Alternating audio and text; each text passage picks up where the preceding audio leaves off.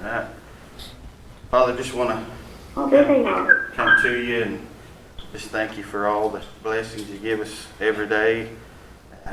Just watch over us as we do the business of the nation, Father, and just please keep walking hand in hand with us through this pandemic. And I've seen you. Can anyone else hear them? Seen you do work, and just want to ask you to protect us as we leave here. And I always want to just thank you. Thank you so much for Jesus. In Jesus' name, amen. Amen. Okay, Madam Chair, can you hear us now? Did you take a shot? I did. I'm wondering if Charles is there today. We can't hear them. Is she muted? Yeah, Is she muted? Yeah. Can you tell? Oh, it says it shows that we're muted on our end. No, I cannot. It says we're muted. Who's on first? But I'm told there's 10, I guess we can see them, but I'm told there's 10 in the campus. Okay, can you hear us now? Janice, Can you hear me? Yes. All right, we were muted. all right, Madam Chair, we're getting ready to do roll call. Okay. Okay, Gail? Denise Taylor, Here. Keith Austin, Here. Harley Buzzard, Here. Joe Byrd, Ani? Joe Deere, On. Mike Dobbins, Here. Rex Jordan, Here. Darrell Legg, Here. Dora Paxkowski, Here. Mike Shambaugh, Here. E.O. Smith, Here. Victoria Vasquez, Honey. Wes Nopire, Cameron Duncan, Sean Crittenden. Bonnie. Have a quorum. Excuse me, I didn't hear my name on that roll call. Who was that? Mary Shaw. Oh. You don't have I'm that. here. Okay, I didn't know you were here. Mary Baker Shaw. Bonnie. Julia Coates. Julia? Julia Coates?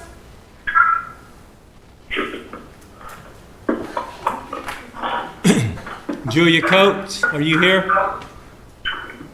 Not here. Okay. Okay, we have a quorum. Kim, Yes, sir. you're up.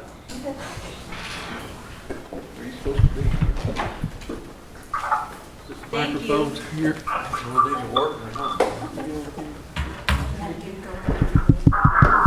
Can you hear me? Yes. Yes. I feel like I should break into song now. All right. Thank you, counselors. Thank you so much for taking time from your busy schedules today. And it's so good to see your faces. I haven't seen many of you in the past few months. And so I just want to say, just completely unrelated, how much I admire each of you for going on front line with your citizens in each of your districts and doing what you can to help, especially our most vulnerable of our population. So look out for that. We're here today to discuss the PAC list. And as you know, we have had so many priorities on the federal and state levels this year, from CARES Act and engaging with members of Congress to also the state legislature. We have so many big issues, big important issues right now. And we've had so many champions that have ensured that tribes get a certain set aside, like the $8 billion fund in the CARES Act. And myself, having worked with some of those members and calling members of Congress at midnight our time, 1 a.m. their time, when we have identified some of the areas that were sticking points, to the state legislature, where we had a ball and dice legislation signed, a law that expanded the definition of the kind of games we can offer, which we're taking advantage of, from getting to make sure that public surplus lands can go to tribal housing authorities. And in return, those communities that have tribal housing, they get the benefit of impact aid dollars for every student that's included in those homes. So we've done some really good things. But these legislators have asked for our help because even though the pandemic is affecting us all in all of our communities, at the end of the day, they still have to get reelected. And so they're asking for our help. And so we have a $400,000 budget. It's a pretty modest budget, but that includes both the federal and state side of giving. And so the budget before you today contemplates $390,000 of giving 47% of that to Democrats and 53% of that to Republicans, and holding back 10,000 for runoffs, which will be August 25th. That will occur before the next fiscal year takes place. What is not on this list are any incumbents who are running unopposed. We just don't have the resources at this time for that. It also includes maxing out to our Cherokee candidates who are running against an opponent. We got 3 Cherokee candidates who are running unopposed, and they're not contemplated in this giving plan either. We have developed such strong relationships, it's better than ever before. How we come to compile the list before you is we work with our delegation. We look at committee assignment, subcommittee assignment, voting records. We coordinate with leaders and with our delegation members too on the federal and state giving side of things to make sure that our giving not only continues to ensure that they stay in office, but that the entities that we give to also support the candidates who support Native American issues and our priorities. So we've had to have these discussions with them. And I'm proud to say that we have great relationships with both sides of the aisle, that Chief Hoskin has engaged directly with the Speaker of the House, that we engage directly with members of Congress on weekends, on evening times. It's been a really good and productive relationship. And so while we give a lot less when compared to tribes similar size and resources, the fact is we stretch our dollars wide. Because of that coordination, we have the ability to have strong relationships. And this is a time when we need to make sure that we ensure that our allies on the federal and state level can get reelected.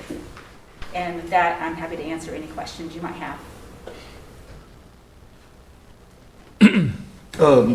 Matt Meredith, it says here, is that a typo? It says No. 100? No. So what it is we count, the PAC actually approved giving for the 2020 cycle already. So that $100 means that's all we can give him to meet the 2,800. So we gave 2,700 last time. Okay. That's a good question, so thank you. So you'll see some of the Cherokee citizens, you'll see some of the people who get less than 2,800 that we're trying to max out to. It's because they were on the 2020 cycle that we already gave to them already. Okay. So that would just complete the max that we can give to them.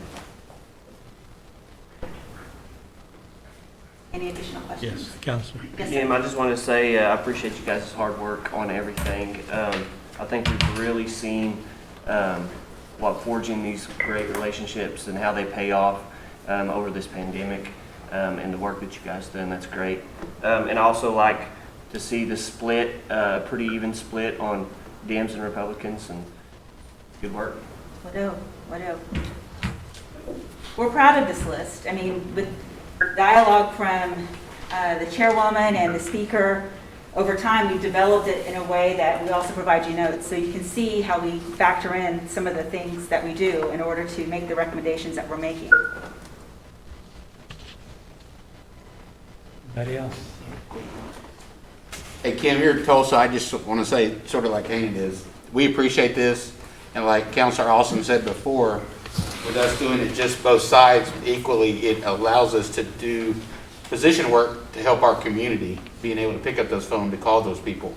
So I just want to say, I appreciate, I'm glad you all looked at the detail and went through it and got everything, you know, where it's equal, and we're on top of it. So Thank you, great Counselor. job, awesome job. No.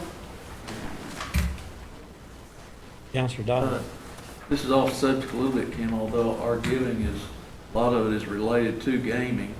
Could you just kind of update me what status, because I read one-offs in the paper where other tribes have formed, quote, compact with the governor. Where does all that sit with our arbitration, or where does that stand right now? Last I heard, it was in mediation, and I haven't heard anything since. So we're in full-blown litigation now. As you know, we're in litigation over the automatic renewal position that we have taken, and which is shared by other tribes in the state of Oklahoma, that we believe that our contract automatically renews. So we're in that litigation piece. In addition to that, who supports our position in that, our Speaker of the House, Charles McCall, as well as the Senator Pro Tem Greg Treat.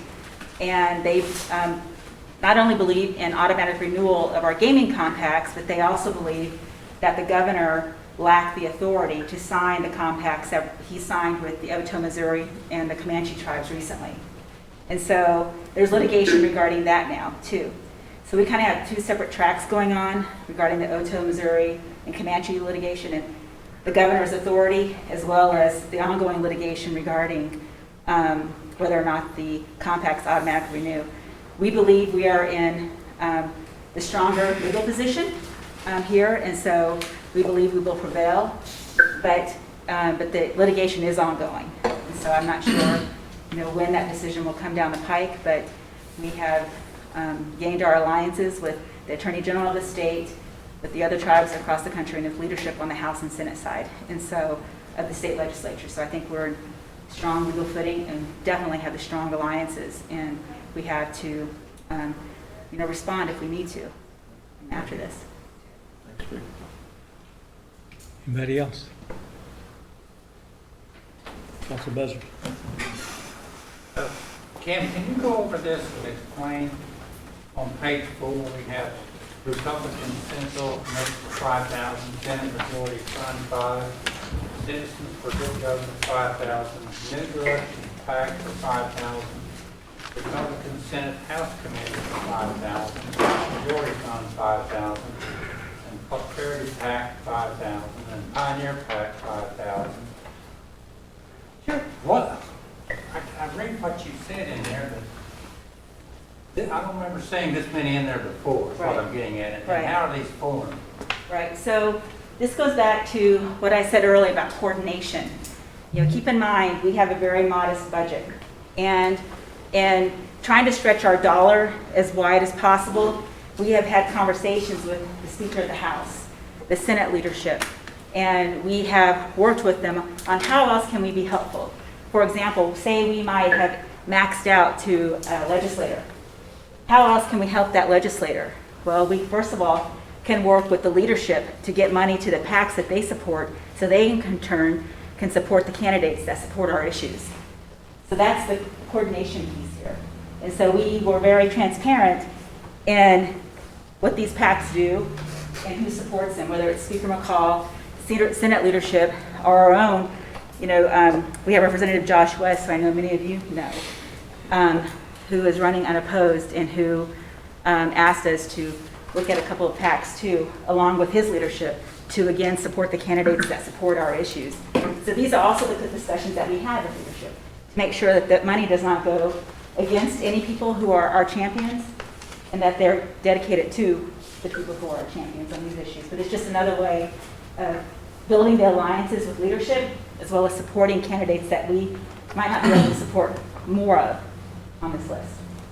Okay, well, I don't remember seeing this many in there before. Yeah. It just seems like every year we get another PAC that's named Stuttgart PAC or something like that. So just don't hope we're careful about donating to PACs because they come in form. So Right. Well, it sounds like you're doing it. yeah. Well, we're doing it in a way that supports our champions, supports their priorities, and allows additional support to the candidates who help us so much on our issues. Okay, that helps a lot. Thank you. Thank you. Anybody else?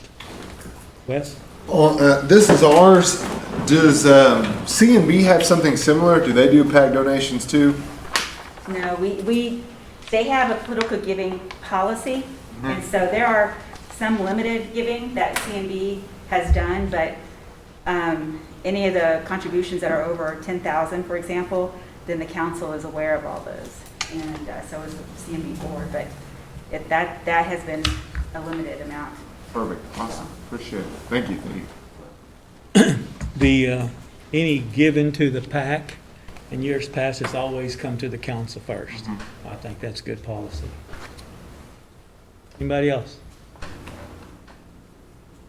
Can we just commend you for doing your due diligence? I remember when we first started giving out to these political affiliations, they were just names thrown out there until you came on board.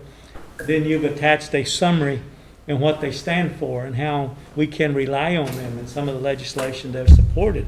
for all Native Americans, not just Cherokees. And we appreciate all you and your staff, the due diligence you have done and your recommendation. I don't think that takes a lot of PR and communications on your behalf. We appreciate that.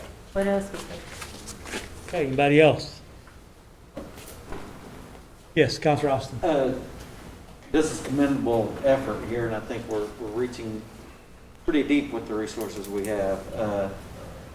As we go forward, where do you see the weaknesses? Where do you see that we need to do more? Do you see budgetarily, or do we need to spend more? Are we spending the right amount? Are we getting the full reach that we need to get? Can you just expound on that? Sure. I don't think I'm going to say anything that is getting ahead of Chief Hoskin because he said it on the calls that we had prior to this meeting, which is we do have a modest budget. Tribes of our size are giving a lot more than us. When I started at Cherokee Nation 5 years ago, we were in the top 10 of political giving, but our political giving has maintained status quo, and our priorities have only increased on the federal and state side of things. So we are usually spending about 50-50 on federal and state giving out of the $400,000 budget. And now we haven't even cracked the top 20 of tribes that give politically. But our needs have increased greatly. And so the amount of increase, I'd have to discuss that with the chief. But I do know that there is so much that we have not been able to give to. You'll notice on this list too, Mark Wayne Mullen, Congressman Mullen, we're providing $10,000 to the National Republican Campaign Committee. That's the only national party that we give to, for example, and that giving is $35,000. We do that because Mark Wayne, as part of leadership, and because he's on the Energy and Commerce Committee, he has a mandatory funding allocation that he has to raise within his own caucus. So in order to support him, we give to NRCC, so he gets complete credit for that, and then we allow him to dole out our checks to the House Republicans who are not Oklahoma members of Congress because he gets credit for that. The Democrats don't quite do that. But we did that because of the help that he provides us too. But we can't give him the full $35,000 because we just don't have the budget right now. So we'll be trying to complete that request in the next fiscal year. So we're just trying to be smarter with our dollars. Our delegation knows our limitation and where we're at, and we try to do our best. But as Chief Hoskin has said, at some point, just given the issues on the federal and state levels, we'll have to revisit at the appropriate time an increase. But at this point, I can't give you a hard number for that. So is the number the budgetary number that we've got, you said it's been approximately the same for 10 years? The 5 years that I've been here, I don't know prior to that. It's been exactly the same. Yeah.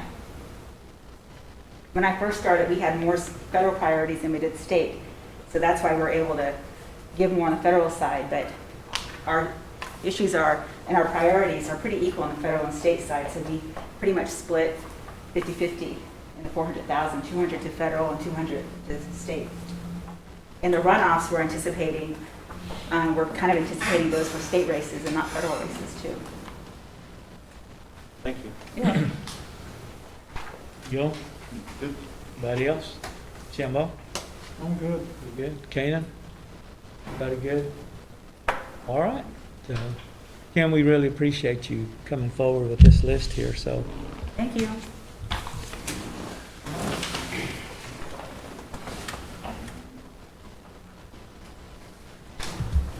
okay. Need a motion, don't we? Need a motion to approve?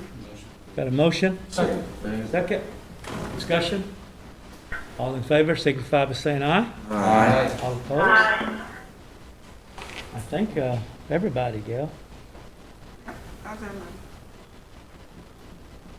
Okay, any announcements? Anything that we can do for you council members out there in the communities? I know you guys are doing a good job in providing food. I hear from our constituents out there, so keep up the good work and be safe, but yet keep delivering what you're doing. Anybody need any help out there with what you're doing? Leo, you good? Good. They say just, you need to stay diligent though with the stuff out in public because it is going up a little bit in Oklahoma. It is really spiking in northwest Arkansas, so you don't know if people are being aware, but you just keep your social distancing and definitely wear your mask because you it is on the rise a little bit, so. Okay. What else? Councilor Deere, you got something to add? No, just a quick moment of silence. We lost Rosalind Brown, as all people know. So if you guys would honor that for a moment of silence in honor of Rosalind Brown. Moment of silence for a good community leader, Rosalind Brown. So we have a little moment of silence for her.